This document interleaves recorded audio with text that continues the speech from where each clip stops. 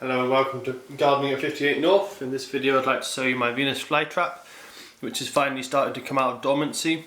I've had it on the balcony outside in the cold for probably, well, since about November time, maybe October time.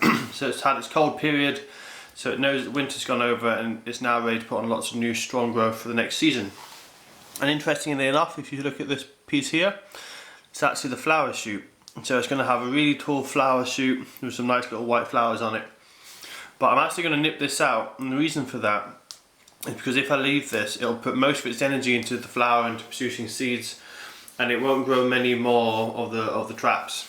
And it will weaken the plant a lot. So I'm simply just going to get my fingers and nip it with my fingernails and take it off like that. And as I say, that way it'll put more energy into growing more of the traps and not into flowering.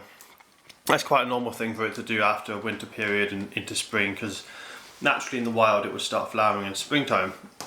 So it hasn't done much over the winter, it stayed very dormant, and I haven't fed it for months and months, so it's probably a little bit low in nutrients now, and it's just starting to warm up outside.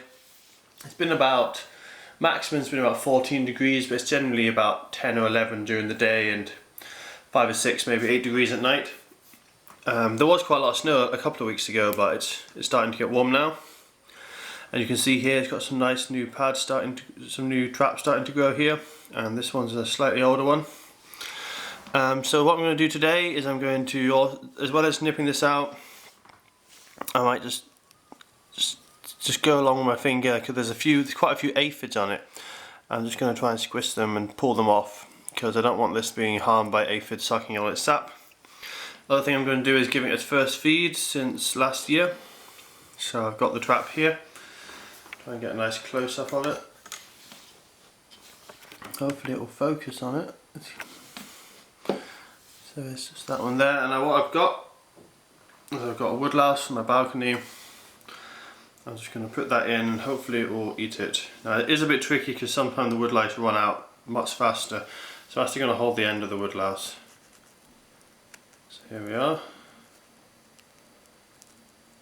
It might be a bit slow because it's the first time it's eaten for a while. There we are. That's it, trap the woodlouse. Hopefully it will be able to squeeze it tight before it escapes. Seems to have done that. Let's move that dead leaf out of the way. So there we are, it's got the woodlouse. As the woodlouse continues to wiggle around, it will slowly clamp down hard.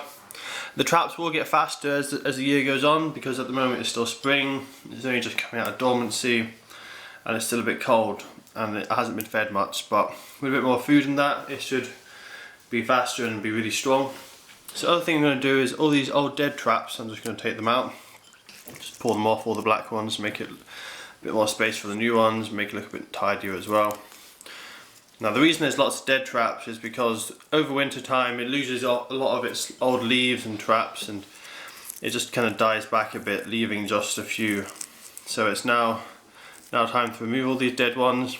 That'll give space for new ones, and hopefully in the next month or so it'll put on lots of growth, and all this compost will be completely covered in new traps that it will have grown instead of just lots of bare soil.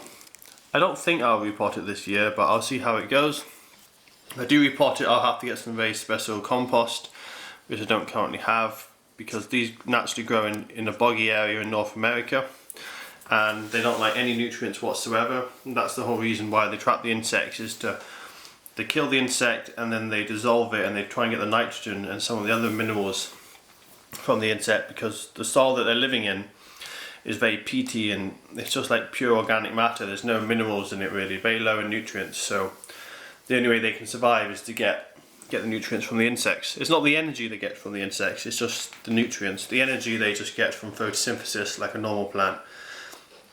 And they still have roots, and a little bit of nutrients can come out through the roots, but in the wild where it's really poor, the main source will be from the insects.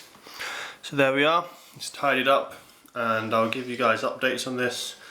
Might give it a few more meals in the next few weeks as it warms up and puts on new growth.